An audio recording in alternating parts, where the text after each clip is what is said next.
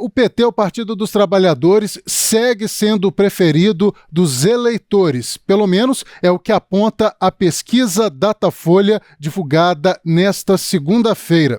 O levantamento mostra que o partido criado pelo presidente Lula é citado por 24% dos entrevistados, mantendo a liderança que ocupa desde o fim da década de 1990.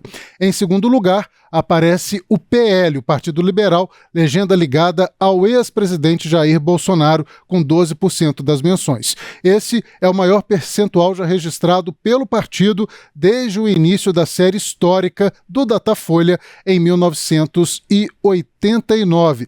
Larissa, uma pesquisa que foi realizada no início de dezembro, o Datafolha trazendo mais esse número, mais esse recorte, um número mostrando aí a preferência do eleitor pelo PT.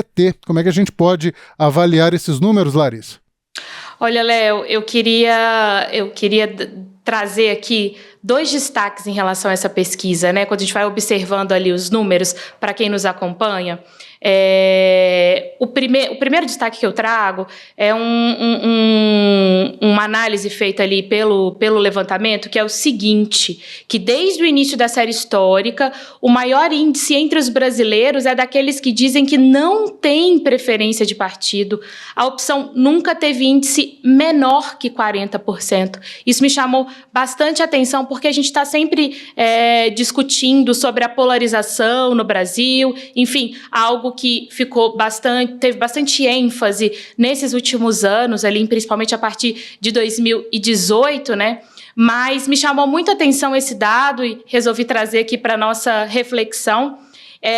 E outros dois destaques também em relação ainda a essa pesquisa Datafolha, mostrando que o PT tem taxas de menções mais altas entre aqueles com ensino fundamental, ou seja, 31%, entre os moradores do Nordeste, também com 31%, católicos com 30% e os que avaliam o STF como ótimo ou bom, 48%, e os que votaram em Lula em 2022, 50%. Então, a pesquisa trazendo esses recortes para a gente também em relação às menções feitas ao PT. E, por fim, um terceiro destaque, dizendo que o PL se destaca entre os que têm renda familiar mensal de 5 a 10 salários mínimos, ou seja, 19%, com ensino médio e superior, 14% cada, e os que avaliam o STF como ruim ou péssimo em 30%, e os que votaram em Bolsonaro em 2022 em 29%. Então, Léo, trazer esses três destaques aqui para a nossa reflexão, para além dos números gerais que já trazem aí as menções em relação a PT e PL, também destacam ali em quais momentos eles foram mais lembrados, né, mencionados, mas também me chamou a atenção esses outros pontos, Léo. E a gente até mostra agora para o nosso espectador, Larissa, essa tela dos partidos preferidos dos brasileiros. Aí, então, como eu disse, 24% para o PT, 12% para o PL, e aí em terceiro lugar só aparece o MDB com 2%. PSOL 1% para o Novo, o PDT também é citado, outros partidos reuniram aí 3%, 10% das pessoas citam nomes, né, em vez de citar a legenda, e como você destacou, 46% diz que não tem nenhum partido ou que não prefere nenhum. É um número bastante substancial. Ou seja, na verdade a gente também vê uma variação do eleitor de acordo com o que está de destaque na mídia, na imprensa, né, e também nas redes sociais. Hoje em dia a gente fala muito sobre direita e esquerda, Lula e Bolsonaro, acaba que os dois partidos mais citados são justamente PT e PL, né, Larissa? Exatamente. São os mais citados, e aí a gente volta naquele ponto, naquele aspecto a respeito da polarização, né? Mas também tendo em contrapartida esse outro dado aí de 40% das pessoas que dizem que não tem preferência de partido, né?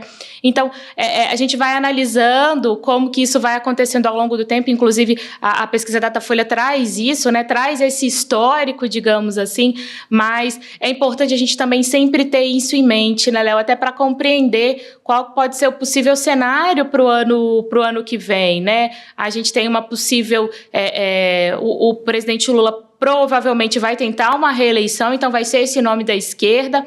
Temos, neste momento, Flávio Bolsonaro como o candidato do espectro da direita, mas, ao mesmo tempo, aí, com outros nomes também de destaque, como governadores, temos Ratinho Júnior, temos Tarcísio de Freitas, enfim, né? Temos aí outros nomes, mas também, quando a gente analisa essa questão de uma parcela significativa ao longo dos anos, dizendo que não tem uma preferência partidária, entender também como que essas pessoas vão se movimentar no ano que vem, como elas têm se movimentado nos últimos anos em relação às suas opções eleitorais e como que elas podem se movimentar no ano que vem, tendo em vista que quando a gente olha para esse campo da direita, temos agora o nome de Flávio Bolsonaro, mas também outros nomes ao redor aí, buscando, portanto, fazendo seus caminhos, né, percorrendo aí seus caminhos no universo político e como que isso vai ficar para o ano que vem, né, Léo? Justamente, Larissa, eu continuo com os dados aqui dessa pesquisa, porque desde o início do atual mandato do presidente Lula, a taxa de preferência pelo PT oscilou entre 23% e 27%, justamente, possivelmente, quando Lula estava menos bem avaliado. Então, a taxa era maior ou menor de acordo com a preferência do eleitor pelo governo do presidente. Já o crescimento do PL se intensificou, então, a partir de dezembro de 2021, claro, após a filiação de Jair Bolsonaro. O Datafolha entrevistou 2.002 pessoas com 16 anos ou mais entre os dias 2 e 4 de dezembro em 113 municípios de todas as regiões do país. A margem de erro da pesquisa é de 2 pontos percentuais para mais ou para menos. Larissa, com as eleições do ano que vem e a renovação do Senado em 2/3, a gente tem aí os diversos partidos se movimentando para tentar eleger o maior número de candidatos, e do governo federal não é diferente, né? A gente tem o governo Lula liberando aí pelo menos metade do seu ministério no início do ano que vem, possivelmente para ser candidato nessa disputa. Olha, Léo, se a gente pega aí alguns dos nomes, e são nomes bastante fundamentais, né, e que cumprem papéis muito centrais no governo federal, se a gente pode especular, né, ou aguardar aí para ter a confirmação, mas se a gente coloca aí entre os nomes prováveis que podem de fato deixar o governo para tentar as eleições, e a gente lembra que isso é necessário em função da legislação eleitoral, né, ela exige que seja feita que essa saída ocorra 6 meses antes do pleito, né, ou seja, a gente tem eleição em outubro do ano que vem. Então, se a gente coloca, por exemplo, uma possibilidade aí, o ministro da Fazenda, Fernando Haddad, né, que pode concorrer a uma vaga no Senado ou mesmo ao governo de São Paulo. Temos, por exemplo, a ministra das Relações Institucionais, a ministra Gleisi Hoffmann, que pode tentar uma disputa para a Câmara dos Deputados. Temos ainda também o ministro da Casa Civil, Rui Costa, que também pode, portanto, buscar aí um cargo nas eleições de outubro.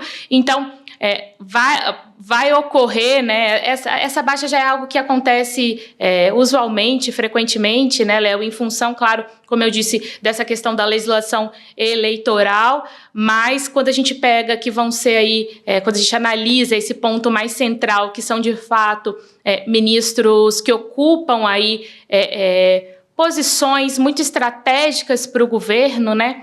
Vamos ver como que vai ocorrer essa reorganização, porque, claro, é ano de eleição, a eleição é em outubro, mas o governo ainda vai ter, né, um 2026 inteiro aí para poder continuar com os programas, para garantir a articulação com o Congresso, enfim. Então, é preciso também entender como é que o governo vai se reorganizar a partir dessas saídas de ministros em função do pleito de outubro, para entender como que vai continuar, né? Como que o governo vai conseguir continuar mantendo alguns movimentos necessários, e destaco aí, dentre todos esses relacionamentos necessários, destaco a relação com o Congresso Nacional, que perpassa aí, inclusive, as pastas desses ministros que eu citei, seja Fernando Haddad, seja a própria Gleisi Hoffmann, que inclusive ocupa esse lugar de articulação com o Congresso Nacional, para a gente entender como que o governo vai, de fato, seguir aí ao longo de 2026, né, Léo?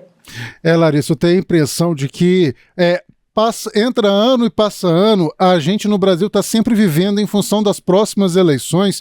É uma situação assim que me incomoda um pouco, para ser bem sincero. A gente tendo todo esse quadro político em função das eleições de 2026, imagina-se que o presidente Lula vai colocar nomes mais técnicos para substituir os atuais ministros, né? Então a gente pode ter aí talvez um quadro mais técnico como ministro no ano que vem, claro que talvez considerando alguma indicação política, mas possivelmente aqueles grandes figurões da política não estarão no ministério do presidente Lula em 2026, porque eles estarão concorrendo às eleições, né? Exato, é por isso que eu pontuo essa questão, principalmente da relação com o Congresso, né, Léo? A gente viu, principalmente, a gente tem visto, na verdade, né, momentos de oscilação nessa relação do Poder Executivo com o Poder Legislativo nesses anos de governo do presidente Lula, mas especificamente em 2025, né, a gente viu momentos muito tensos, inclusive. Agora, se a gente pega esse fim de ano também, né, uma relação desgastada ali com o presidente do Senado, Davi Alcolumbre, algo que não tinha ocorrido no início do ano, mas depois a gente começa a observar que muito em função também, em meio àquela questão da indicação de Jorge Messias para a vaga do Supremo Tribunal Federal, como que essa relação com um presidente do Senado vai ficando desgastada também. Então, penso que principalmente, né, para essa posição de articulação, para esse cargo de articulação do governo com o Congresso, o presidente Lula, né, e seus auxiliares ali possam pensar em quem poderá substituir Gleisi Hoffmann, caso se confirme de fato a saída dela para tentar as eleições, né? Como que seria esse novo ou essa nova indicada para ocupar esse posto, Léo?